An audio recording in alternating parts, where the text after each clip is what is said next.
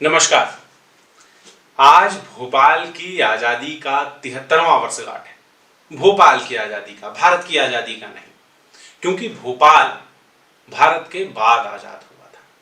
बाद के आजाद होने वाले शहरों में हैदराबाद की बात अक्सर की जाती है, मगर इतिहास में कहीं भोपाल की चर्चा नहीं होती, भोपाल की स्तर पर चर्चा नहीं होती। तो जो भोपाल कभी राजा भोज की नगरी के नाम से जाना जाता था, संस्कृत महाविद्यालयों के लिए जाना जाता था, कैसे वो भोपाल इस्लामिक शासन के चंगुल में फंस गया, इसी विषय पर चर्चा करने के लिए, विस्तार से चर्चा करने के लिए आज हमारे साथ हरि सिंह पवार जी हैं। आप लंबे समय से भोपाल के इतिहास पे अध्ययन कर रहे हैं और खास करके भोपाल की रियासत पे आपका काफी अच्छा अध्ययन। तो ये सब लगातार चल रहा था, लगातार सांस्कृतिक हमारे धरोहरों का विनाश किया जा रहा था, कब्जा किया जा रहा था, उनके ऊपर नई दीवार चढ़ा के नए नाम से शुरू किए जा रहे थे। मैं अभी कुछ दिनों पहले इस विषय पे जब कर रहा था थोड़ा बहुत रिसर्च, तो मैंने अपने एक परिचित से बात की। उन्होंने बताया कि उनका तो कोई ऐसी स्मृति में उनके नहीं है, मगर उनके दादी माँ की कोई रिलेटिव थी, उस कहानी उन्होंने सुनी है कि उस समय महिलाएं, जब इस्लामिक शासन था, महिलाएं घर से निकलती थी तो हिंदू महिलाओं को भी बुर्का पहन के निकलना पड़ता था। तो क्या थी एक टोटालिटी में देखें, देखिए ये इसमें समाज की क्या स्थिति, कम शब्दों में सोचें तो वो सभी गैर मुस्लिमों को अपनी जूती के नीचे रखना चाहते हैं, और व्यक्ति सर तब उठाता है जब उसके अंदर स्वाभिमान हो। तो स्वाभिमान को कैसे नष्ट किया जाए, इसके प्रयास इस्लाम हमेशा करता है, आज भी करता है। छोटी छोटी चीज़ों को लेकर आपको हतोत्साहित होना पड़ता है। ये कैसे होता है? ये ऐसे तो है, वो हमेशा आपके मान बिंदुओं पर अटैक क्यों करते हैं? क्योंकि वो आपके स्वाभिमान के प्रतीक हैं। जब आप उदयपुर का मंदिर देखते हैं तो आप अपने आप में गौरव महसूस करते हैं कि हमारे पूर्वजों ने कितना भव्य मंदिर बनाया है, लेकिन उनको ध्वस्त इसलिए तो कर दिया है कि आप उसमें गौरव ना कर सको। ये चीजें वो आपके उसमें भी करते थे। आपका स्वाभिमान आपने सर कैसे उठा लिया? तो आपके सर को नीचे होना चाहिए हमारे सामने। तो आपके सर को, इतिहासकार एक लिखता है, एक शिया इतिहासकार है, उसने अपनी पुस्तक में जब अलाउद्दीन खिलजी के समय का जो जिक्र किया है वह बड़ा घृणित है। घृणित ये है कि वो जब कर वसूलने जाते थे तो मुसलमान जो भी कर वसूलने जाते थे सिपाही, तो वो कहते थे कि लगे कि आप जो धन दे रहे हो, धन के साथ साथ आप हम थूकते हैं उस पर चाटो, जैसे जूती पे थूक देते थे तो चाटना, मुंह खोलना, ये करना, इसका तो मैं कुछ कह नहीं सकता, बहुत घृणित है ये तो। लेकिन इस तरह की चीजें वो करते थे। वो करते किस लिए थे ये समझना जरूरी। वो करने के पीछे का कारण था सिर्फ एक मात्र ये कि आपका स्वाभिमान खत्म हो। उन्होंने किया, सफल भी हुए कुछ स्तर पर। आज व्यक्ति अपने आप को कहते हैं, बरसों पहले कोई कहता था कि मैं तो एक्सीडेंटल हिंदू हूं, इस तरह की चीजें आती थी। वो क्यों कहता था? इसलिए कहता था, अपने आप को वो हीन समझता था। ये वो कहने में करने में वो सफल। तो मैं आपको एक घटना याद दिला देता हूँ। 1841 की घटना है। सिकंदर बेगम जब यहाँ की नवाब थी तो उन्होंने उस समय तक जो है काफ़ी कुछ कर लिया था। वो घटना के पीछे बीच वाली बहुत सारी घटनाएं छूट गई, लेकिन आप ये समझिए कि उसने 1841 में एक फरमान जारी कर दिया, और फरमान ये था कि सभी गैर मुस्लिम शहर छोड़ करके बाहर चले जाएं। वो सभी गैर मुस्लिम जिनके यहाँ पर मतलब धर्म स्थान है, वह सभी, उनको अब यहाँ पर से रहने की कोई जरूरत नहीं है, उनको सबको हटा दिया जाए, क्योंकि ये इस्लाम में बाधक है। और ये क्षेत्र जो है, पूरा जो नगर है जिसको आज पुरानी सिटी, ओल्ड सिटी बोला जाता है, यह पूरा क्षेत्र उन्होंने गैर हिंदुओं से खाली करवा दिया, गैर मुस्लिमों से खाली करवा लिया। गैर मुस्लिम जो है, यानी हिंदू थे, जैन थे, यही लोग मेन थे उस समय पर। बौद्ध तो ज़्यादा कुछ थे नहीं, सिख भी ज़्यादा कुछ नहीं थे, लेकिन ये लोग यहाँ पर से खाली करके नहीं, और उनको बाहर जाना पड़ा। इसी की एक घटना मेरे को याद आती है कि जो उस क्षेत्र की है, जामा मस्जिद के पास में लगा हुआ एक पुराना श्री जी का मंदिर है, वो निशानी है किस तरीके से वहाँ के उस समय जैन समाज के लोगों ने बहुत सारा धन दे करके नहीं, और उन्होंने उस मंदिर की जो कुटिया टाइप की था, ज़्यादा बड़ा नहीं था, उसको उन्होंने बचाया, उसको ध्वस्त नहीं होने दिया। लेकिन साथ में शर्त रखी बेगम ने कि जब भी इसको होगा तो आप पुनर्निर्माण नहीं कर सकेंगे, इसके अंदर मरम्मत नहीं कर सकेंगे, इसके अंदर यदि कुछ भी करते हैं तो आपको इसका शिखर जो है वह शिखर जामा मस्जिद की मीनारों से ऊंचा नहीं होगा। इन शर्तों को उन्होंने माना और उस श्री जी के मंदिर को उन्होंने बचाए रखा। अभी जितनी देर की अपनी चर्चा रही, इतनी देर की चर्चा में करीब 5-6 बार ऐसा हो गया कि आपको कहना पड़ा कि आज इस नाम से जाना जाता है, उस समय ये शहर इस नाम से जाना जाता था, ये जगह इस नाम से। जी। ये एक बड़ा मजेदार प्रसंग है, खास करके योगी जी इनके जब से शुरू किया है तब से ये नाम चीज परिवर्तन लगातार, वाला। हाँ, ये लगातार चर्चा में भी है, लोग इसकी आलोचना भी करते हैं, चर्चा में देखिए, है। आलोचना करने वाले तो वही लोग हैं जो उनकी विचारधारा से संबंध रखते हैं, जिन लोगों को भारत का हीन भावना अभी तक पूरी तरह से खत्म नहीं भारत हुई। का गौरवान्वित इतिहास जो है उन लोगों को नहीं पता है। तो कुछ चीजें तो चर्चा में बार बार आ रही हैं, जैसे होशंगाबाद का जिक्र बार बार आ रहा है, अभी आपने इस्लाम नगर की बात की। अधिकतर लोगों को तो होशंगाबाद का नाम ही नहीं पता है, ओरिजिनल नाम था क्या। क्या नर्मदापुरम प्रचलित है? आप, हाँ, आप इसको, ये नहीं बात मैं जानना चाहूँगा। उसका पुराना नाम मकड़ई था। मकड़ई, हाँ, मकड़ाई या इस प्रकार का था, मकड़ाई बोल सकते हैं। अंग्रेजी में मकड़ाई आता है, उच्चारण में क्या होगा वो, पर इतिहास में उसका नाम तो मकड़ाई। और कौन कौन सी जगह हैं भोपाल के आसपास? देखिए, भोपाल इस, हाँ, आपने जो विषय उठाया उस विषय को मैं थोड़ा सा ज़्यादा समय इसमें लूँगा मैं, क्योंकि ये जो विषय है ये बड़ा महत्वपूर्ण है। और इसमें आपको ये समझने, लोग कहते हैं कि किसी व्यक्ति का धर्म परिवर्तन कर दिया, कि उस व्यक्ति को उन्होंने अपने उसमें आया और उसने पकड़ा और उन्होंने कहा कि धर्म परिवर्तन बन जा भाई, इस्लाम ग्रहण कर लिया, मुसलमान हो गया। मैं कहता हूं भोपाल के इतिहास के अंदर भोपाल जो क्षेत्र था, जिसमें वर्तमान में कितने जिले हैं, एक रायसेन जिला है, एक सीहोर जिला है और एक भोपाल जिला है। ये 3 जिले जो हैं कुछ समय अंतर में कुछ बदलते रहे अलग अलग, जिसमें कुछ समय विदिशा भी कुछ हिस्सा आ गया था और होशंगाबाद का कुछ हिस्सा आ गया था, वो अलग था, लेकिन मेन फोकस इन 3 जिलों पर ही रहा भोपाल नवाब का। ये जो जिले थे, इनमें मैंने जिन गांव को मैं जानता हूं उनकी संख्या तकरीबन 20 ऐसे बड़े शहर हैं, तकरीबन 20 ऐसे बड़े शहर हैं जो आज वर्तमान में या तो तहसील प्लेस हैं, कस्बे हैं, या जिन गांव की आबादी 2000-2500 से ऊपर है, जिनके नाम बदले हैं। क्यों बदले हैं, कैसे बदले हैं, उसके पीछे का रीजन है, कारण सिर्फ एक बता सकता हूं, और वो कारण था कि इस क्षेत्र की पहचान को परिवर्तित करना, चेंज करना क्षेत्र की। कैसे किया, तो मैं किसी एक जगह से आपको शुरुआत करता हूं, क्षेत्र को बताऊंगा पूरा अराउंड ऑफ भोपाल, किसी एक जगह से शुरुआत करते हैं। तो हम सबसे पहले चलते हैं, पास में एक जगह है बिल्किसगंज, झागरिया, पुराना नाम उसका है झागरिया। बिल्किसगंज नवाब की बेटी थी सुल्तान जहां बेगम की, आखिर अंतिम नवाब था जो है हमीदुल्लाह खान, उसकी बहन थी, 2 बहनें थी, आसिफ जहां और बिल्किस जहां। एक बहन के नाम पर उन्होंने ये शहर का नाम पहचान दी, इस्लामीकरण। उसके नाम की मस्जिद भी है करौंद रोड पर, जब हम जाते हैं भोपाल चौराहे से, बाकायदा उसके नाम पे खुतबा पढ़ा जाता है, उनके लिए वो पूजनीय है। इतिहास में क्या योगदान था हमें नहीं पता, क्या किया उन्होंने महत्वपूर्ण काम हमें नहीं पता।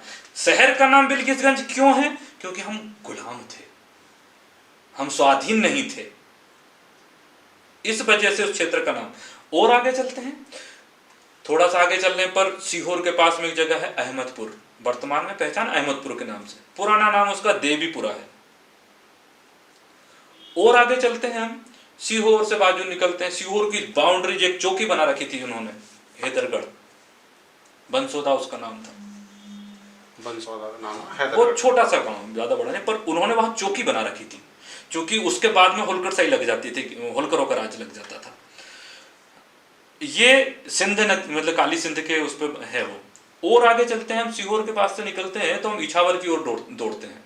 इछावर की ओर चलते हैं तो हमें एक गांव का नाम है वर्तमान में ब्रिजिस नगर। ब्रिजिस नगर का पुराना नाम जो है पीपल ठोन था, कस्बा है बड़ा, 5000 के आसपास की कुछ आबादी रही होगी आज की डेट में। ब्रिजिस नगर का क्या योगदान था मुझे नहीं पता, लेकिन वह 11 वर्ष की आयु में किसी बीमारी से मर चुकी थी। कितनी उम्र में? ओनली सिर्फ 11। नवाब सुल्तान जहां बेगम का बेटा था मंझला वाला, जिसका नाम था अब्दुल्ला खान के नाम से अब्दुल्लागंज है, उसी की वो बेटी थी ब्रिजिस जहां, उसके नाम पर वो 2 शहर बसाए थे, एक ब्रिजिस नगर और एक ब्रिजिसगंज, उसका जिक्र कोई नहीं करता, किसी को नहीं पता, यहाँ के इतिहासकारों को भी नहीं पता। मैं जानता हूँ कि मेरे को मालूम है कि वो उस जगह का नाम ये, और ये 79 में चेंज हुआ। वो 79 का जो गजट है रायसेन जिले का, उस गजट में उसका नाम छपा हुआ था। वहां से पकड़ में आया कि ब्रजेशगंज भी था एक और। रायसेन जिले के पास में जगह है नरबर, छोटा सा गांव, लेकिन महत्वपूर्ण है। इतिहासकार कभी राजीव चौबे जी से बात हो तो वो बताएंगे आपको। मैं उन्हीं से पूछा था, उन्होंने ही मुझे बताया था उसके बारे में। और आगे चलते हैं हम तो नसरुल्लागंज। नसरुल्लागंज 1911 के समथिंग बना था, उसको ज्यादा समय नहीं हुआ। 1911 के पहले तक तो वह भेरुंदा के नाम से प्रसिद्ध था। वहां पर जो पलंग की पट्टियां जिसको निवार बोला जाता है वो बनाई जाती थी। बेगम अपने उसमें दर्ज कर रही है सब पुस्तक में जो उन्होंने भौगोलिक स्थिति। भेरुंदा से हम थोड़ा और आगे चलते हैं, अब्दुल्लागंज। अब्दुल्लागंज ये उसका जो अब्दुल्ला खान के नाम से है, ये 1875-76 में तो पैदा हुआ था, तो उसके बाद ही ये अब्दुल्लागंज बना। इसका पुराना नाम हिरानिया था। गौर करने वाली बातें हैं कि पुराने नाम सबके हैं, चलन में है, लोग आज पुराने लोग आज भी उनको उसी नाम से जानते हैं। हम थोड़ा सा और आगे चलते हैं, एक जगह का नाम है गोहरगंज, बड़ा महत्वपूर्ण, शासन ने कभी ध्यान नहीं दिया। उस जगह का नाम है कलियाखेड़ी ताल। ताल ब्रैकेट में बोला जाता है। ताल एक पूरा क्षेत्र था। मंडीदीप जो है, इस पूरे क्षेत्र को ताल बोला जाता था। ये बड़ा लंबा चौड़ा यहाँ तालाब था, बहुत बड़ा, भोपाल का तालाब भी से भी बड़ा होगा। ये उसमें टापू बन गया, तो उस क्षेत्र पर गोहरगंज जो है उसको कलियाखेड़ी ताल के नाम से जाना जाता है। वर्तमान स्थिति उसकी ये है कि वह तहसील प्लेस है, न्यायालय के लिए वही स्थान है। और आपको आश्चर्य होगा कि गोहरगंज ग्राम पंचायत है, उसकी आबादी अंडर 10,000 है, 10,000 से बहुत कम है। एक्चुअल मुझे भी नहीं पता, लेकिन वह स्थान सरकार ने उसी तरीके से ऑपरेट कर रही है जिसे नवाब हमीदुल्लाह खान करता था।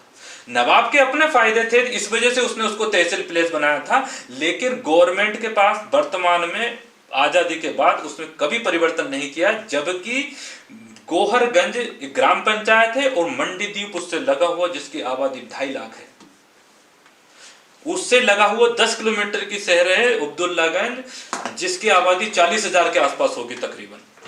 विकास खंड है, लेकिन तहसील के सारे कार्य करवाना है तो कहां जाना पड़ेगा आपको? गोहरगंज जाना पड़ेगा। शासन में जो लोग थे उन्हें सिर्फ शासन करना है, व्यवस्था में कोई परिवर्तन नहीं करना। गोहरगंज की कहानी ये है। गोहरगंज तब भी उस तरीके का झेल रहा था आतंक, आज भी वहां के लोगों को इस तरह का आतंक झेलना पड़ रहा है। 2.5 लाख की आबादी वाला शहर तहसील प्लेस ना होकर के नवाब ने उसको तहसील बनाया है, इसलिए वह तहसील है आज भी, ग्राम पंचायत। हम और आगे चलते हैं उससे तो सुल्तानपुर एक जगह है, वही जबलपुर जे रोड पर है, जबलपुर रोड पर। सुल्तानपुर का पुराना नाम था चंद्रपुर। हम और आगे चलते हैं, बेगमगंज। वर्तमान में उसका नाम बेगमगंज है, पहले उसका नाम था सियावास। उसका अपभ्रंश होकर सेवास हुआ। सेवास सियावास, यानी माता सीता का वास, ऐसी थी। आप उतनी ही इमेज, उतनी ही मतलब छवि कैसे बनाई जाए।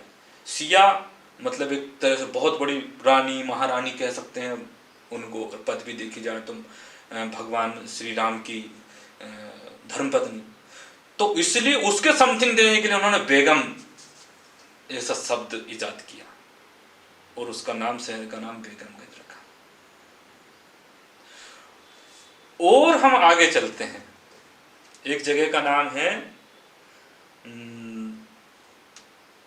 क्या उसका नाम, इस तरफ से हम और थोड़ा बाजू हटते हैं तो दीवानगंज आता है। दीवानगंज विदिशा रोड पर है, उसका पुराना नाम गुलगांव था।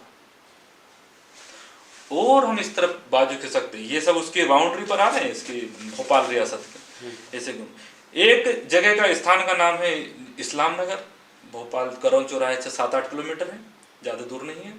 इस्लाम नगर पुराना नाम जिसका मैंने जिक्र किया था, यह जगदीशपुर के नाम से था, और यह इतिहास के अंदर इतना ज़्यादा मतलब महत्वपूर्ण स्थान है क्योंकि वहाँ कत्लेआम हुआ था, धोखाधड़ी से हुआ था, ताकत से कभी नहीं लड़ पाए ये लोग, आप मत भूलिए कि ताकत से नहीं लड़ पाए।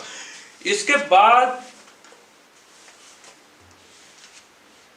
एक जगह है, ये जो जब हम दीवानगंज से थोड़ा सा और इस तरफ है एक जगह सलामतपुर, सांची के पास में पड़ता है कहीं पे, विदिशा रोड पे।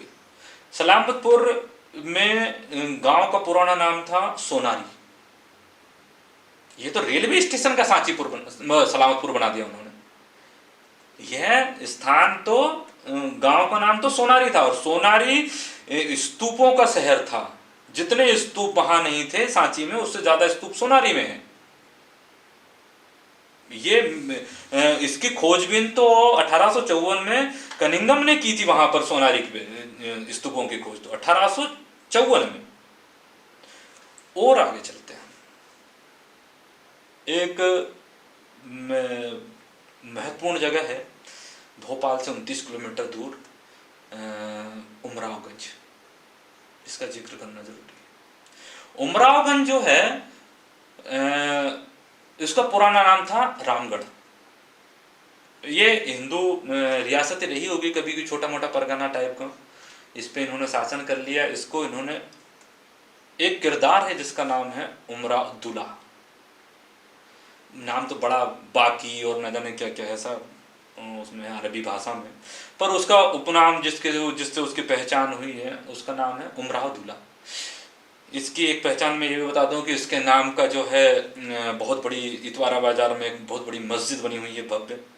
और यह कौन था और क्यों होना चाहिए उसका नाम, इसका किरदार क्या था इतिहास के अंदर?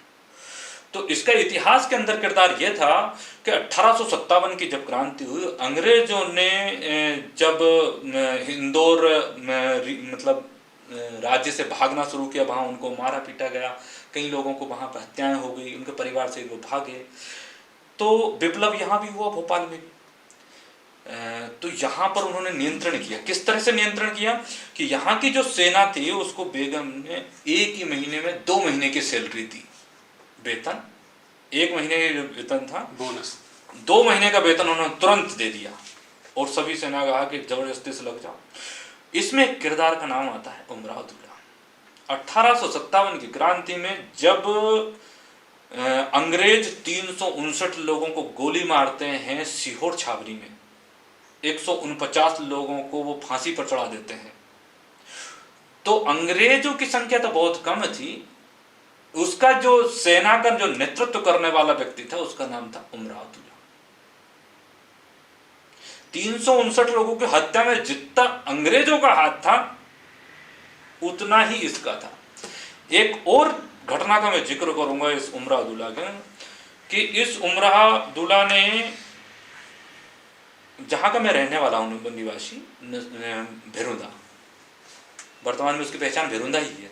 माननीय मुख्यमंत्री जी ने, उनको बहुत बहुत धन्यवाद देना चाहूँगा कि उन्होंने नसरुल्लागंज का नाम परिवर्तन करके प्राचीन उसकी जो नाम है उसी को देने की घोषणा कर दी है जनवरी में। उसके साथ एक अपील भी कीजिए कि बाकियों को भी फिर बदले जाएं, एक बदला उसके मैं उसके बारे में भी करूँगा जिक्र, पर मैं उनका बेहद मतलब धन्यवाद देना चाहूँगा इस बारे में। उस भेरुंदा के पास में एक जगह है छिपानेर। छिपानेर में एक दौलत सिंह दरबार करके हुए, ठाकुर दौलत सिंह दरबार। उन्होंने अपने 50 आदमियों को लेकर के नहीं, और अंग्रेजों के विरुद्ध, नवाब के विरुद्ध जो है विद्रोह की घोषणा कर दी, और वहाँ पर उन्होंने अपना मतलब उसको अपने आप को स्वाधीन घोषित कर दिया। तो यहाँ से भोपाल की बेगम ने उमरादुल्ला को भेज करके नहीं, और सेना भेजी यहाँ से। तो उसका नेतृत्व करने वाला कौन था? उमरादुल्ला, बाकी मोहम्मद खान। ये वहां जाता है, फिर उनको रिमूव करता है वहां से, और उन लोगों को फिर भागना पड़ता है। वो लोग नेवावर की ओर निकल जाते हैं, जो किसी और की टेरिटरी थी। यह व्यक्ति के नाम पर आज उमरावगंज है। इतिहास के अंदर उसकी क्या स्थिति, वर्तमान में उस शहर का नाम उस व्यक्ति के नाम पर है, क्यों है। हमें तो कभी कभी ऐसा फील होता है कि क्या हम वाकई आजाद हो गए हैं आज। जब ऐसे ऐसे लोगों के आदर्श होंगे गांव के नाम, तो फिर कैसे होगा। उसका नाम भी वहां के लोगों को, वहां के जो स्थानीय लोग हैं उन्हें चाहिए है कि उसको चेंज करें। यह अपमानजनक है कि आपको कोई व्यक्ति, आपके पिता का दिया हुआ नाम कोई व्यक्ति आपके ऊपर थोपे और आप उसे स्वीकार करें। इसलिए मैं योगी जी के उस बात का समर्थन करता हूं जब वो किसी शहर का नाम परिवर्तित करने की बात करते हैं। और होना चाहिए, आपका जो नाम आपके पिता के द्वारा दिया हुआ है, आपके गुरु के द्वारा दिया हुआ है, वह नाम ही आपकी पहचान है। किसी ने जबरदस्ती तलवार रख करके आपके नाम अब्दुल बोल दिए तो किसका मतलब क्यों। आप अब्दुल कब तक हो, जब तक आपके उस पर तलवार रखी हुई है। लेकिन आपको यह भान होना चाहिए कि तलवार हट चुकी है अब। तो हमें जो हमारे पिता ने नाम दिया था, हम उसको वापस पुनः प्राप्त करें या पुनः उसे हमें अपनी पहचान बनाएं। यह तो शर्म का विषय है। इसके बाद में मैं अंतिम बात कहना चाहूंगा बस, और उस गांव का नाम इसलिए जिक्र करना चाहूंगा क्योंकि वो मेरे लिए, मेरे क्षेत्र के लिए, मेरे प्रांत के लिए, भोपाल शहर के लिए ही नहीं, प्रांत के लिए, और प्रांत के लिए नहीं बल्कि देश के लिए शर्म का विषय है, और जिसे कोई नहीं छूना चाहता, ना कोई बताना चाहता। मुझे अफसोस होता है इस बात का कहते हुए, उस व्यक्ति के नाम पर एक गांव का नाम है जिसे कानूनन सरकार ने 1968 से शत्रु घोषित कर रखा है। सरकार एक कानून बना करके कहती है कि यह व्यक्ति शत्रु है देश के, लेकिन उसके बावजूद उस व्यक्ति का नाम पर एक गांव का नाम है, और वह भी नाम परिवर्तित नाम है, और वह भी ज्यादा समय नहीं हुआ उसे भी। उस गांव का नाम है वर्तमान में आबिदाबाद, और यह पुराना नाम भी उसका मैं आप लेना चाहूंगा कि उस पुराना नाम था चार मंडली। जब आप बीरपुर डैम पर जाएंगे, कोलार डैम पर जाएंगे, किसी से भी पूछेंगे चार मंडली किधर है, आपको कोई आबिदाबाद नहीं बताएगा, चार मंडली बताएगा। लेकिन कागजों में 1928 से दर्ज है उसका नाम आबिदाबाद। 1928 की स्थिति क्या थी, क्यों हो गया, कैसे हो गया, यह बताना जरूरी है। नवाब हमीदुल्लाह खान ने अपना उत्तराधिकारी घोषित किया उसकी बड़ी बेटी, जिसका नाम था आबिदा सुल्तान। उनका ये मकसद रहता, जब भी कोई भव्य कार्यक्रम होता तो उसमें चार वर्ण के जो लोग थे उन्हें मुसलमान बनाना, और किसी भी एक शहर को इस्लामिक पहचान देना। तो इससे पहले उन्होंने बहुत सारे शहरों को कर चुके थे। अब उनको ऐसा कोई शहर नजर नहीं आ रहा था कि जिसका नाम वो कर सकें। तो आबिदा सुल्तान वो जंगलों में जाती रहती थी, और उसे वो गांव का कोई ठिकाना पसंद आ गया, तो उसने उसका नाम सजेस्ट किया, इसका नाम ये हो जाए। तो उसका नाम उस महिला के नाम पर जो आने वाले समय में नवाब बनने वाली है, क्योंकि 1928 में ऐसा लग नहीं रहा था उनको। लेकिन इसके बाद की घटनाएं बहुत ही महत्वपूर्ण है, और छोटी छोटी बारी घटनाएं जिनकी खोज होना चाहिए, जिनके बारे में पता होना चाहिए यहाँ के लोगों को कि क्या क्या घटा, वो बारीक है, उनके आगे कभी चर्चा होंगी तो मैं बताता रहूंगा। लेकिन उसके बाद उस गांव का नाम आबिदाबाद हो गया चार मंडली से। आपको उस गांव की स्थिति में यह भी बता दूं कि वह गांव क्यों महत्वपूर्ण है। वह गांव कोई मतलब ऐसा नहीं है, उस गांव ने राष्ट्रीय नेतृत्व दिया है अपने वहां से। उस गांव से, छोटा सा गांव है, 2000 की आबादी है वर्तमान में, गांव के अंदर एक भी मुसलमान नहीं है, लेकिन उस गांव ने एक राष्ट्रीय नेतृत्व का व्यक्ति दिया है। उस व्यक्ति का नाम है प्यारेलाल जी खंडेलवाल, भाजपा के राष्ट्रीय उपाध्यक्ष रहे हैं, संघ के समर्पित कार्यकर्ता, और कई अन्य पदों को उन्होंने विभूषित किया। 2 बार के सांसद रह चुके हैं इस क्षेत्र से। उस व्यक्ति का गांव उस शत्रु के नाम पर है जिससे शत्रु संपत्ति अधिनियम के अंतर्गत जिन लोगों ने भारत को छोड़ करके पाकिस्तान और चाइना की नागरिकता हासिल कर ली हो, वह इस देश के शत्रु है, उस कानून के हिसाब से उनकी संपत्तियों को जब्त करने के लिए सरकार अपने अपने तरीके के हथकंडे लगा रही है। मतलब कहने का उसमें कानून में लड़ाई लड़ रही है। हथकंडे शब्द गलत है मेरा, सॉरी, बट कानूनी लड़ाई लड़ रही है उसके लिए। तो वो जो है, अब वो व्यक्ति का नाम से क्यों चेंज होना चाहिए? 1949 में उस महिला ने भारत भूमि को त्याग करके पाकिस्तान जाना स्वीकार किया। जो महिला आपकी सारी चीजों पर थूक करके नहीं और पाकिस्तान चली गई, हम उसका स्मारक क्यों रखें? यह प्रश्न आज क्यों नहीं उठे? और एक बार नहीं, कईयों बार। हालांकि मैं